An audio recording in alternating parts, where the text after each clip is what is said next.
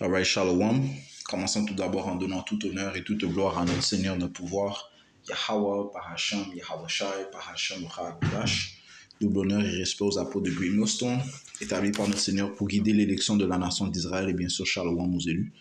C'est le frère Zekar du camp de Green Millstone Montréal, revenant avec une leçon qui va toucher sur la parabole du blé et de l'ivraie qui a été prononcée par notre Seigneur Yahweh Shai. Okay, ceci se trouve dans le livre de Matthieu, le 13e chapitre, et on va commencer au 24e verset. Et ça dit, il leur proposa une autre parabole disant, le royaume du ciel est semblable à un homme qui avait semé une bonne semence dans son champ. Mais pendant que les hommes dormaient, son ennemi vint et sema de l'ivraie parmi le blé et s'en alla. Mais lorsque le brin sortit et qu'il produisit du fruit, alors l'ivraie parut aussi. Les serviteurs du maître de maison vinrent lui dire, « Sire, n'as-tu pas semé une bonne semence dans ton champ? D'où vient donc qu'il y a de l'ivraie ?» Et il leur dit, « Un ennemi a fait cela. » Les serviteurs lui dirent, « Veux-tu donc que nous allions la rassembler? » Et les serviteurs représentent les serviteurs de Yahweh Shai, ses prophètes, ces hommes fidèles. Verset 29, mais il dit, non, de peur qu'en cueillant l'ivraie, vous ne déraciniez le blé avec elle. Laissez-les pousser tous deux ensemble jusqu'à la moisson, et au moment de la moisson, je dirai aux moissonneurs, rassemblez premièrement l'ivraie et liez-la en bottes pour la brûler, mais rassemblez le blé dans mon grenier. Donc on voit que le Seigneur a donné l'autorité, la capacité à ces moissonneurs de faire la séparation, de rassembler l'ivraie et de la brûler, de rassembler le blé dans son grenier. Ça part de ceux qui seront sauvés. Alright, so tout d'abord, on va aller prendre la définition du blé, la définition la différence entre le blé et l'ivraie. J'ai demandé à ChatGPT. Donc ça dit, si la différence entre le blé et l'ivraie se situe à la fois au niveau botanique, agricole et symbolique. Botaniquement, c'est-à-dire le blé est cultivé pour ses grains comestibles, riches en amidon et protéines. C'est une céréale de base dans l'alimentation humaine. Donc, elle peut être consommée par l'humain. Elle est bonne pour la santé humaine. Par contre, l'ivraie, ça dit ici, est une mauvaise herbe graminée, très proche du blé par son apparence, surtout avant la maturité. Donc, elle est très semblable au blé. Son apparence est très semblable. Elle est toxique pour les humains et les animaux si elle est consommée en grande quantité car elle peut être contaminée par des champignons. Donc, contrairement au blé, l'ivraie, elle est toxique. Donc, elle n'est pas bonne pour la consommation humaine. Au niveau de l'apparence, ça dit surtout au début, quand ils poussent ensemble, le blé et l'ivraie se ressemblent beaucoup au stade jeune. Donc, ils vont se ressembler. Alright. C'est pour ça que le Seigneur a dit à ses serviteurs, ses fidèles, de ne pas retirer le blé, désolé, de ne pas retirer l'ivraie, de peur que vous déracinez aussi le blé, parce que les deux se ressemblent. Il a donné de pouvoir faire la capacité de faire ces distinctions aux moissonneurs. Alright? Parce qu'ils avaient ces capacités de faire la distinction entre le blé et l'ivraie. Sans déraciner le blé lorsqu'ils vont retrancher l'ivraie. Ça dit ici, à la maturité, le blé devient doré, se penche car ses grains sont lourds. L'ivraie reste souvent plus verte et droite avec des épis plus fins et moins remplis. Donc en résumé, le type, c'est que le blé est une céréale cultivée, mais l'ivraie est une mauvaise herbe toxique. L'apparence jeune, ils sont tous les deux très ressemblants. À la maturité, le blé est doré, lourd, penché, l'ivraie est plus vert, droit. L'utilité, le blé est une nourriture humaine ou animale. Tandis que l'ivraie, elle est nocif, inutilisable, comme on a lu plus tôt, toxique. Ok, symbolique, le bien, le juste, le mal, les faux semblants. Ok, alright. Faut pas oublier que le livret ressemble euh, au blé. Ok, il ressemble au blé. Ok, mais il n'est pas le blé. Ok, alright. Ça dit ici, oui, le blé et l'ivraie ont aussi des différences au niveau des racines et cela a même une importance symbolique et pratique. Ok, donc ça dit ici, le type de racine du blé, c'est que ces racines sont plus profondes et bien ancrées, tandis que les racines du livret sont plus superficielles et entremêlées. Ok, you know? Et le blé est très bien, est très bien enraciné. Ok, ce qui est spirituel, you know? Les Écritures te parlent de euh, to be rooted. Ok, le blé est bien enraciné. Ok. Puisque j'ai mentionné ça.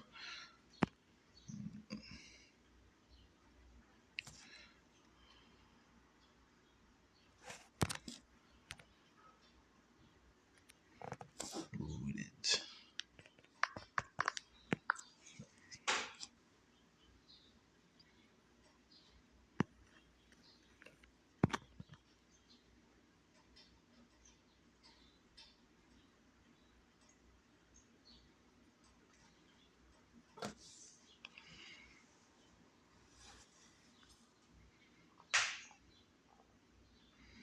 Colossiens 2, 7.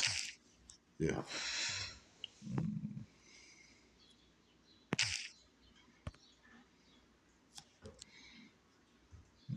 Patientez un peu. Juste le fait que ça parle que le blé est bien enraciné. Ses racines sont plus profondes. Ok. Colossiens 2, 7. Ça dit ici enraciné. Ça dit ainsi comme vous avez reçu le Messie Yahushua Mashiach, le Seigneur, marchez en lui, enraciné et édifié en lui, et affermi dans la foi comme vous avez été enseigné, abondant en elle avec des actions de grâce. Ok, bien sûr, tu vas pouvoir porter des fruits étant bien enraciné. Ok, avoir des racines profondes en Yahushua. Ok, profonde et bien ancrée. Alright, so juste une parenthèse. Alright, so continuons. Le comportement du blé, ça dit si le blé pousse avec un système racinaire plus stable, moins évasif. Ok, tandis que l'ivraie a tendance à s'emmêler avec les racines du blé. Ok.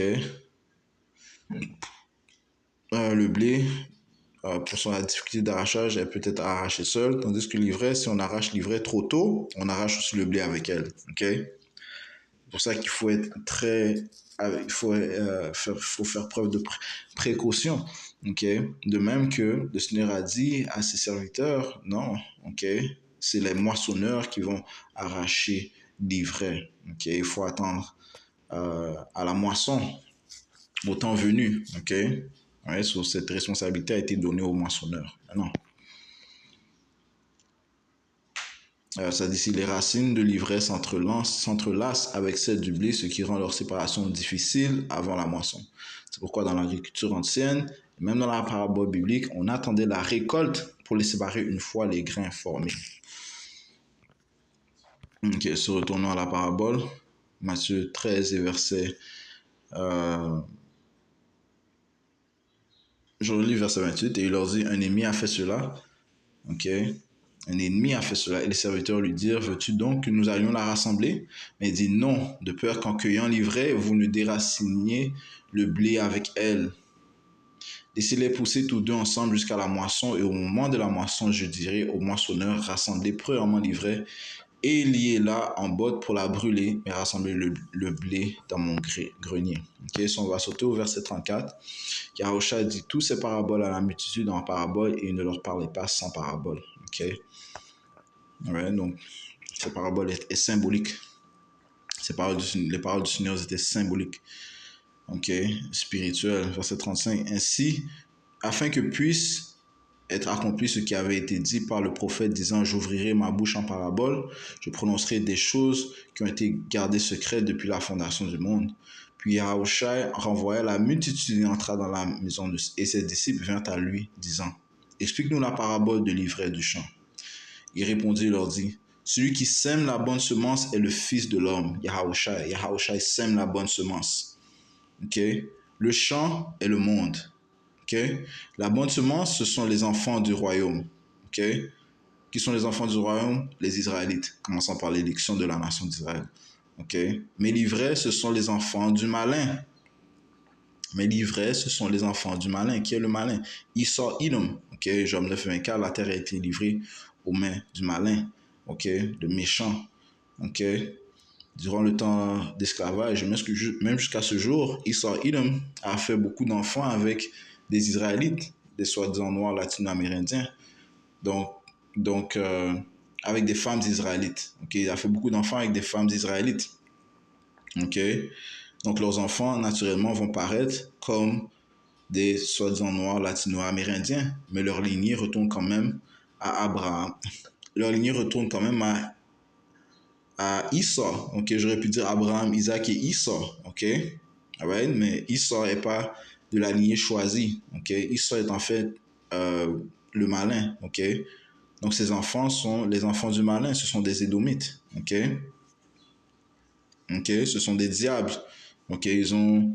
Ils ont cet esprit maléfique, man. Le Seigneur a dit qu'il a aimé Jacob, mais il a haï Esau. Okay? All right? So, encore une fois, il y a beaucoup d'Édomites qui vont paraître comme des Israélites. Okay? On a parlé dans la leçon hier comment on doit faire du bon jugement. Okay? Encore une fois, Jean 7, et c'est verset 24, Yahushua dit « Ne jugez pas selon l'apparence, mais jugez d'un droit jugement. » Okay? Donc, ce n'est pas parce qu'une personne paraît comme un soi-disant noir, un soi-disant latino, un soi-disant homme noir que c'est un Israélite. Okay? Ça ne veut pas dire que qui fait partie de l'élection. Okay? Alright? Parce qu'il y a encore une fois beaucoup d'Édomites qui paraissent comme des Israélites. Tout comme il y a des Israélites qui paraissent comme des Édomites, comme des soi-disant hommes blancs. Okay? 1er Jean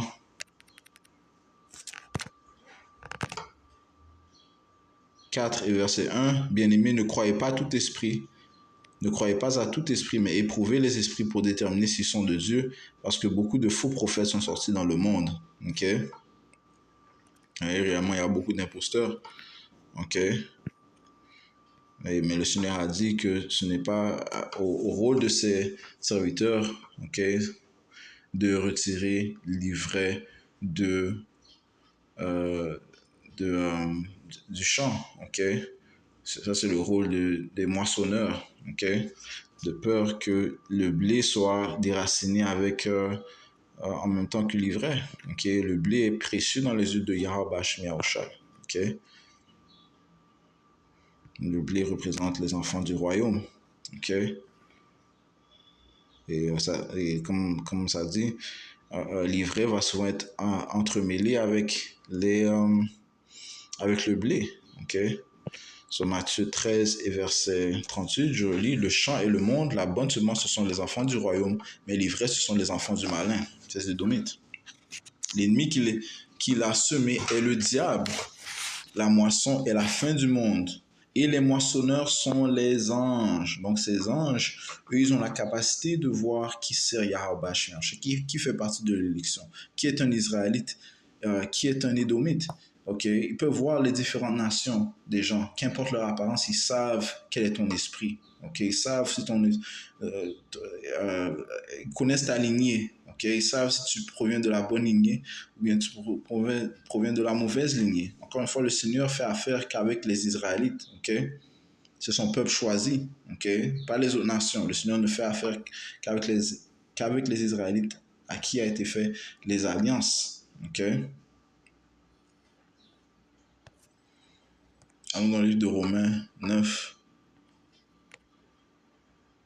et verset 3, ça dit ici, c'est l'apôtre Paul qui parle, il a dit ici, car je pourrais souhaiter que moi-même je sois séparé de Yahushua pour mes frères, ma parenté selon la chair, qui sont israélites, auxquels appartient l'adoption, grâce à Yahweh Shai, et la gloire, ok, et les alliances, right, et la dotation de la loi. Ok, toutes ces choses nous ont été données, ok, par Yahweh Shai à travers nos ancêtres, ok, les accords qu'il a fait avec nos ancêtres, ok, ok, la dotation de la loi, ouais, ça a été donné à Moïse, les alliances ont été faites avec Abraham, Isaac et Israël, la gloire a été promise à Abraham, Isaac et Israël, ok, jusqu'à nous, ok, ça dit, et le service de Dieu, et les promesses, de qui sont les pères, right, de qui sont les pères, Abraham, Isaac et Israël, et desquels, quant à la chair, Hamashiach est venu, ok, Yahushua est venu pour qui?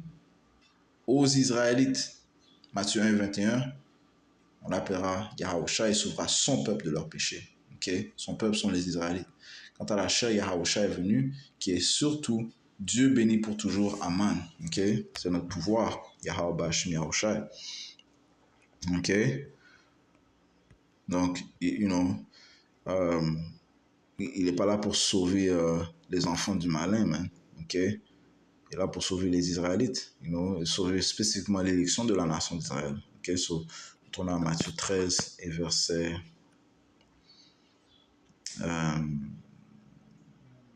39. L'ennemi qu'il a semé est le diable. La moisson est la fin du monde et les moissonneurs sont les anges.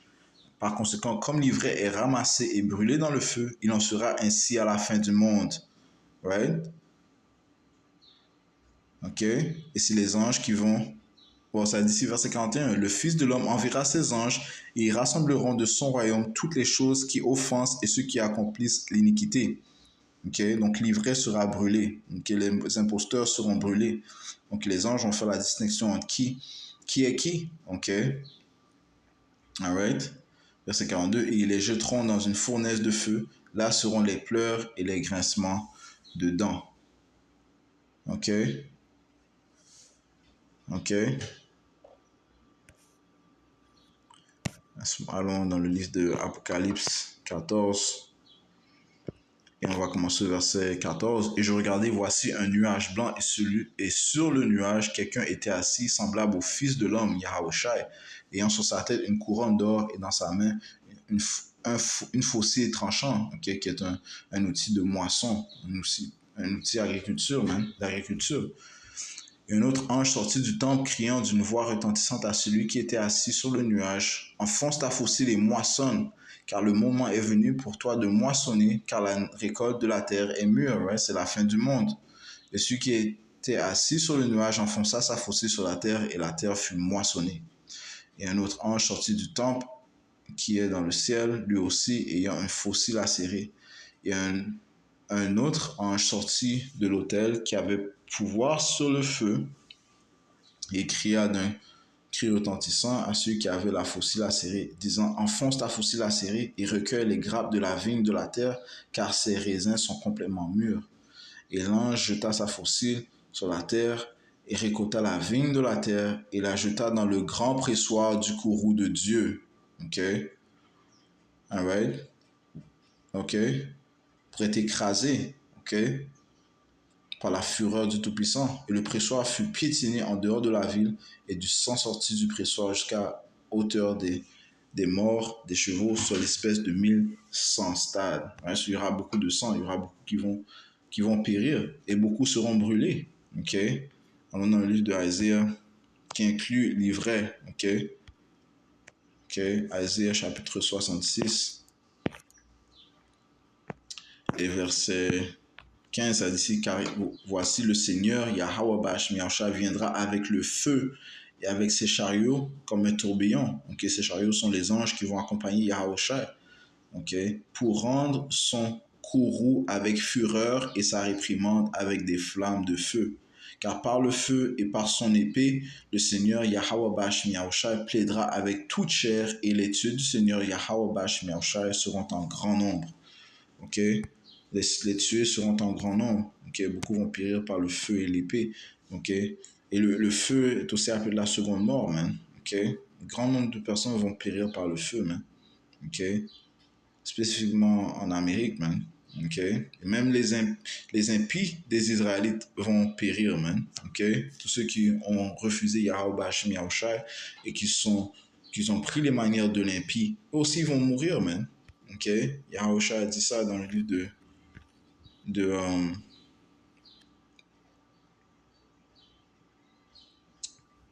euh, livre de Jean 8 et 44. Le livre d'Isaiah aussi te dit que tous ceux qui se joignent à eux vont périr, man. Jean 8 et Jean 8 et verset 44, ça dit ici, Yahushua dit, vous êtes de votre père le diable. Le Seigneur s'adressait aux Israélites qui suivaient les mêmes manières que le diable, ok? Et vous voulez faire les convoitises de votre père. Il dit, les appeler comme vos pères. Il parlait des Romains, c'était des Édomites. Vous faites comme ces Romains, vous faites comme ces Édomites. C'est pour ça qu'il les a appelés comme leur père. Vous êtes de votre père le diable, vous voulez faire les convoitises de votre père au lieu de faire la volonté de Yahweh Hashem Yahushai. Ça dit qu'il a été un meurtrier depuis le commencement. Right? Ça fait référence au malin, ok? Esau Edom. Il a été un meurtrier depuis le commencement et il n'est pas demeuré dans la vérité parce qu'il n'y a aucune vérité en lui. Lorsqu'il dit un mensonge, il parle de ce qui lui est propre car il est un menteur et le père du mensonge. Right? So, beaucoup d'Israélites vont périr aussi dans l'âge où nous sommes, ils vont périr par le feu et l'épée, par les jugements que le Seigneur a réservés. Mais en retournant à la parabole, okay, parce qu'encore une fois, l'ivraie représente, c'est les enfants du malin qui paraissent comme les enfants du royaume. Okay? Encore une fois, c'est une parabole qui fait référence au fait qu'ils se ressemblent, mais les, euh, les serviteurs n'ont pas reçu l'autorité de, de retirer l'ivraie. Okay? Encore une fois, c'est une question de patience, okay, dont les serviteurs doivent faire part. Et vraiment, c'est les anges qui vont apporter cette séparation et retirer l'ivraie du blé. Okay? Ça, c'est l'autorité qu'ont reçue les anges et non les serviteurs. Yahushua a dit non. Okay? De peur que vous arrachiez le blé en même temps que vous arrachez l'ivraie. Okay? Okay? So, je lis verset, Matthieu 13 et verset 40. Par conséquent, comme l'ivraie est ramassée et brûlée dans le feu, il en sera ainsi à la fin du monde. Le Fils de l'homme enverra ses anges et ils rassembleront de son royaume toutes les choses qui offensent et ceux qui accomplissent l'iniquité. Okay? Et les jeteront dans une fournaise de feu. Là seront les pleurs et les grincements de dents. Ça prouve que le Seigneur n'est pas venu pour sauver tout le monde. Okay? Le Seigneur est venu que pour sauver l'élection de la nation d'Israël. Okay? Tous ceux qui offensent et accomplissent l'iniquité. Qu'importe leur apparence, man. Okay? Si ils n'ont pas été choisis par Yahweh Hashem, ils vont périr. Verset 43. Puis les hommes droits resplendiront comme le soleil dans le royaume de leur Père, que celui qui a des oreilles pour entendre, entende. Okay? Donc, voici était la parabole du blé et de l'ivraie. Okay? J'espère que ça a été édifiant. On va conclure en donnant tout honneur et toute gloire à notre Seigneur, notre pouvoir. Yahweh Ba'Hashem Yahushai, Ba'Hashem HaKadosh, Tawar Yahweh Ba'Hashem Yahushai, Ba'Hashem HaKadosh. Double honneur et respect aux apôtres de Great Millstone, Shalom aux élus, Yahweh Ba'Hashem Yahushai,